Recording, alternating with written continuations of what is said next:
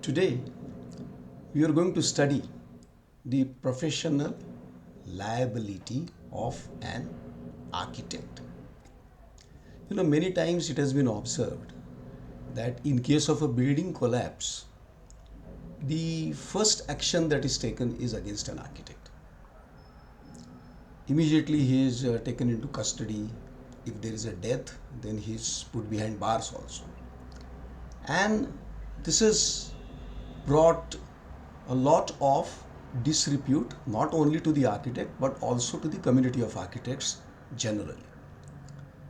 This happens because there is no clarity as to what is the exact professional responsibility and liability of an architect. Responsibility, yes, it has been very well defined, but what is the professional liability of an architect is still gray, in a gray area. Okay. Obviously, architects are required to discharge their obligations and commitments in a diligent manner. Also, they are expected to provide quality service to their clients, and they also have to ensure that their work is not negligent or nor deficient, and that they do their work with the required duty of care. All this is required of an architect. But what is the exact nature of professional liability of an architect is not still well defined anywhere. And therefore, the Council of Architecture has created a new document which is pursuant to the conditions of engagement and scale of charges which are already published, as well as the architect's code of conduct for professional code of conduct regulations. Okay. Now let us look at what is the professional duty of an architect, and for this we will have to refer to the Consumers Protection Act 1986.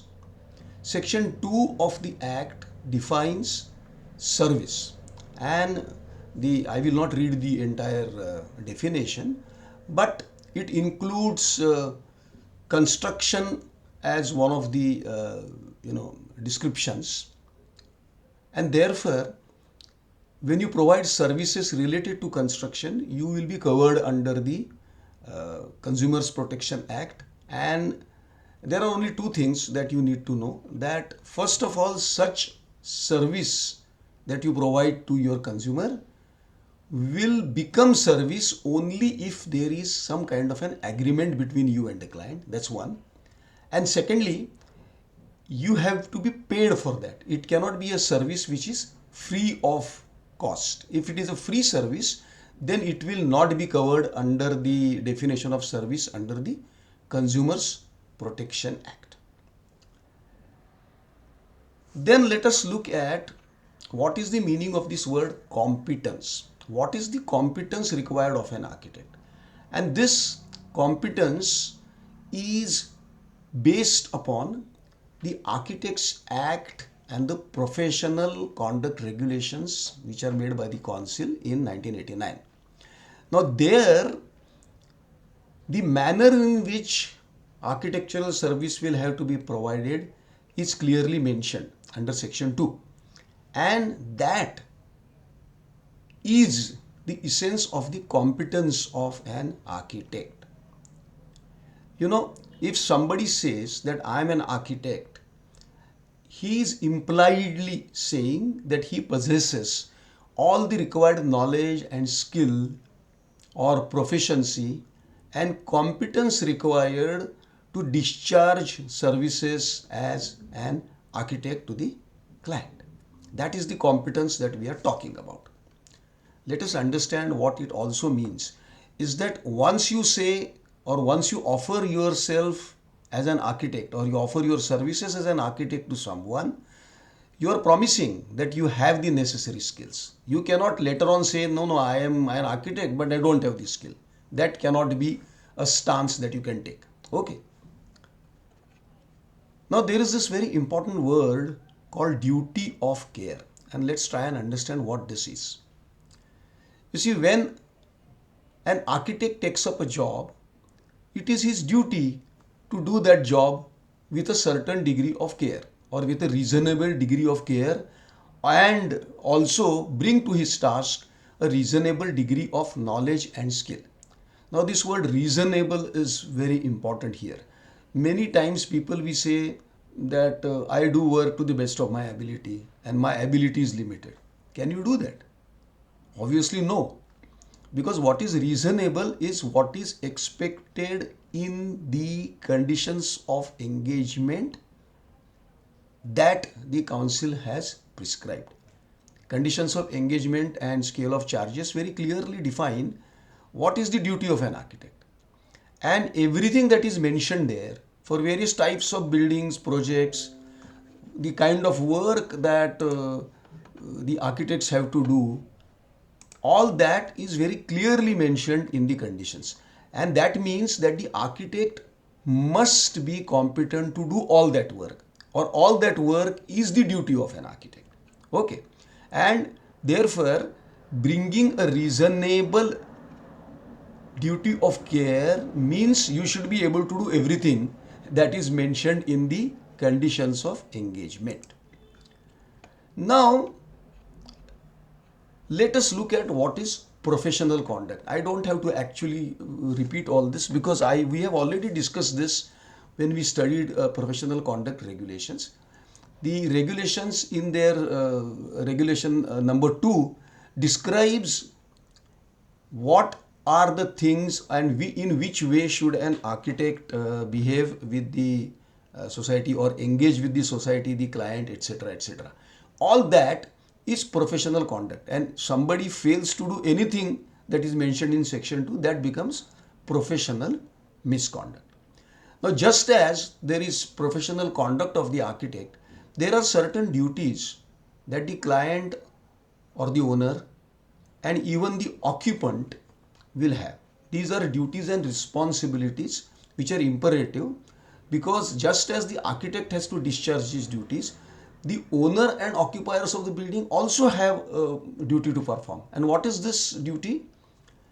See, first of all, the client will have to discharge all obligations related to the project, which are included in the conditions of engagement. We have already seen all that.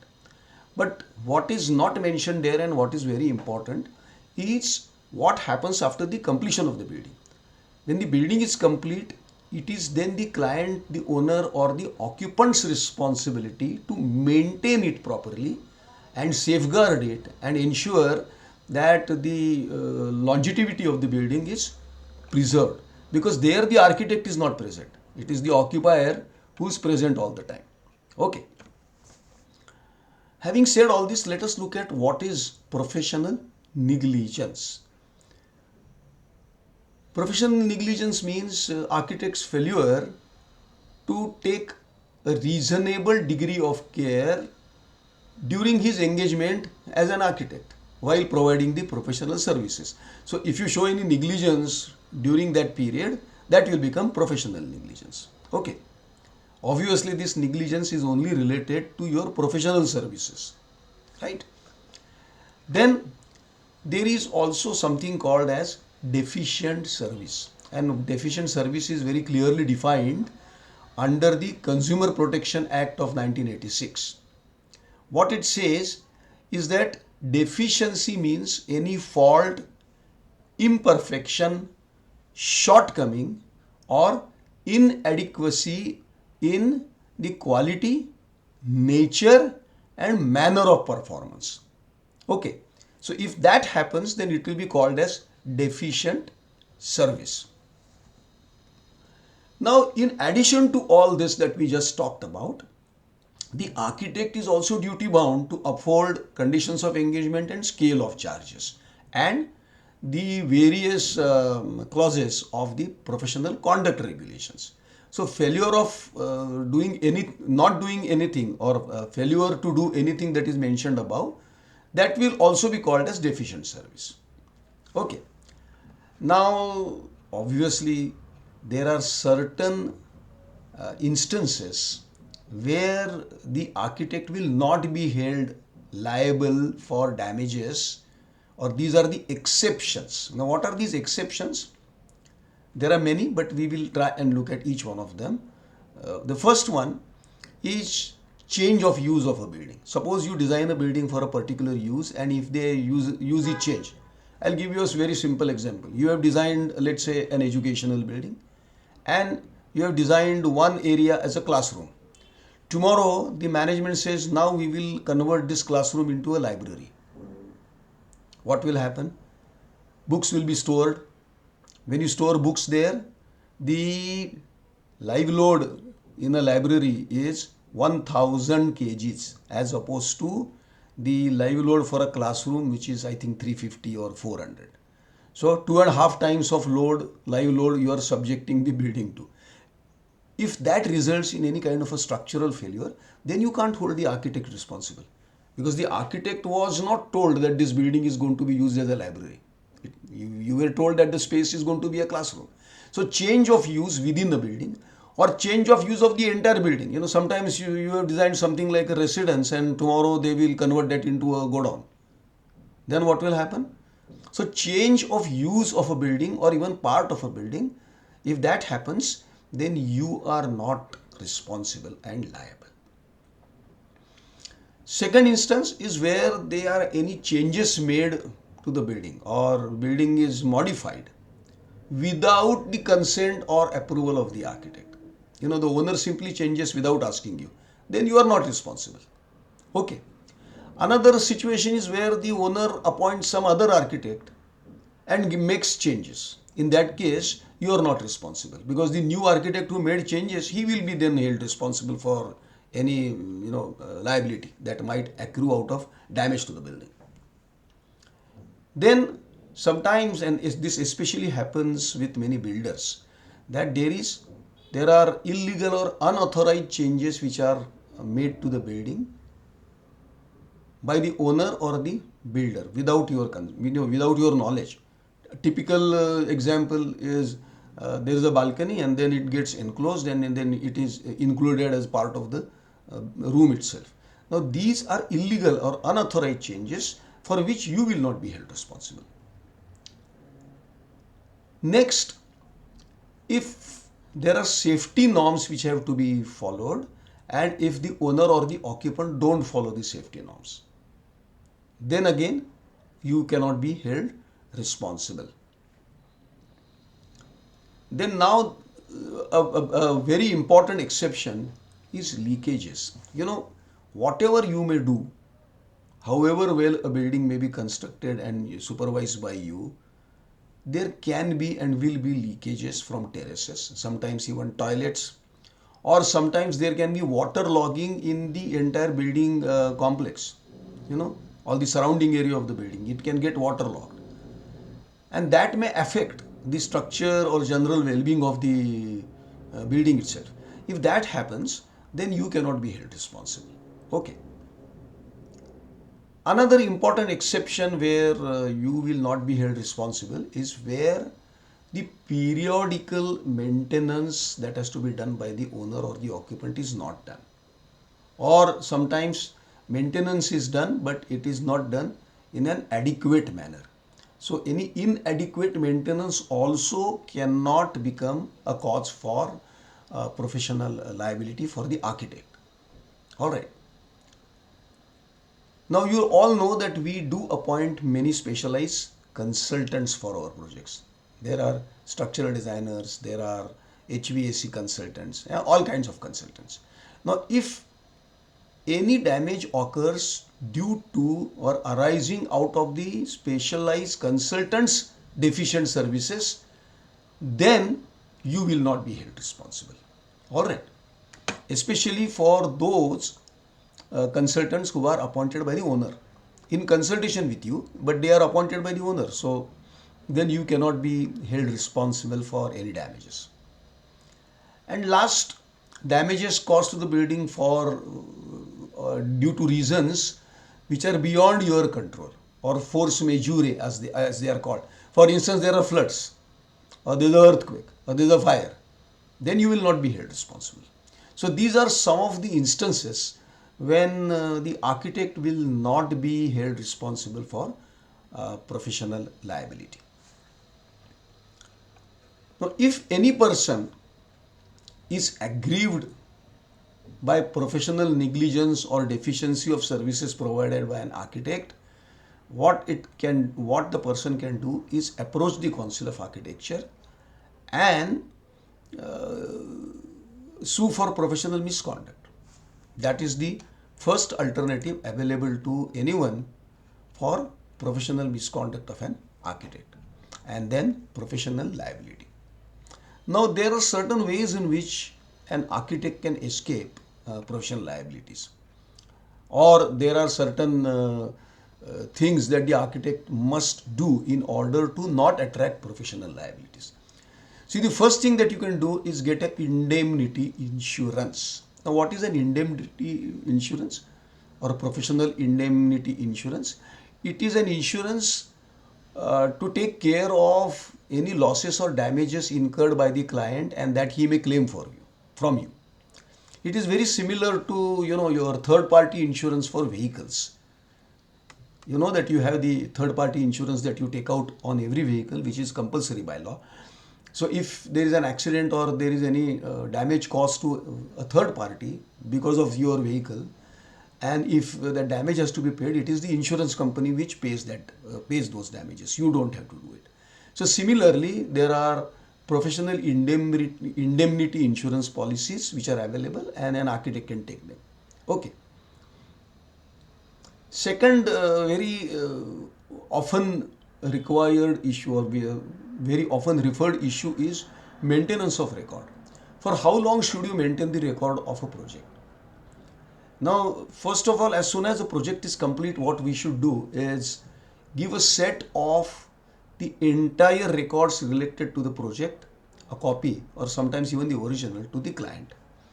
Along with that, it is a good practice to also give as built drawings, because sometimes changes can occur during construction. So after completion, you make a set of drawings which shows how the building is actually constructed. It is called as built drawing. So these as built drawings and all original documents you have to give to the owner on completion and take a receipt.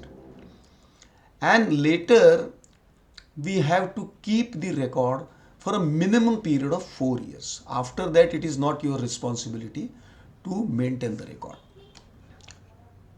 What is the duration of an architect's liability after the building is complete? So that is 3 years after virtual completion or occupation of the building, whichever is earlier. That means if at all there is any problem within the 3 years period, only then you will become liable. Okay. However, some people ask this question, that when the liability is limited to only 3 years, why is it that I have to maintain the record for 4 years? That is because at least for 1 year after your liability is over, the owner may want to take you to court and you must have the necessary documents with you. Therefore, standard practice is that you maintain the record not only for 4 years, for a little longer, but usually at least for a period of 4 years the record has to be there. Okay.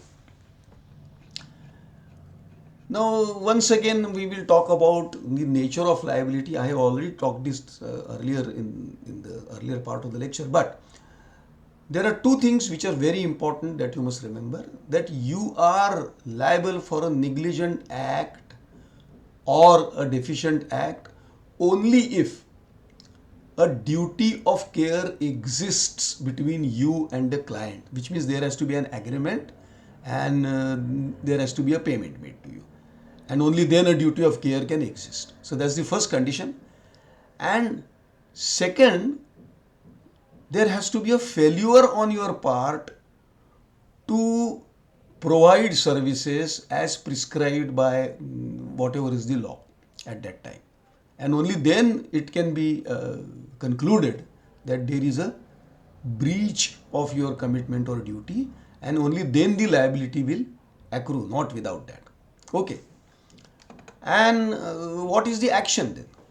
The first action is obviously, as I told you, the disciplinary action in the, in the council, professional misconduct.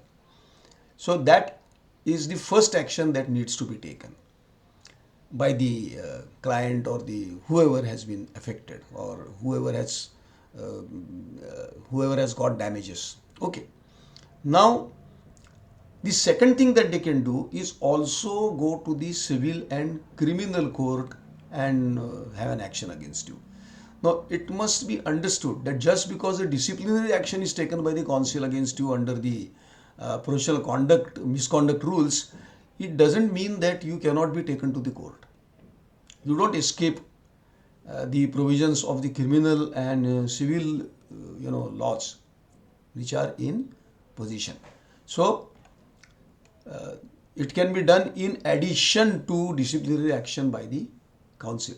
Only the advantage here is if you are found not guilty by the council, then your case becomes very strong in the civil and criminal court, because there you can always go and say that I am not guilty. I am not found guilty by the council. But if you are found guilty, then it becomes very difficult.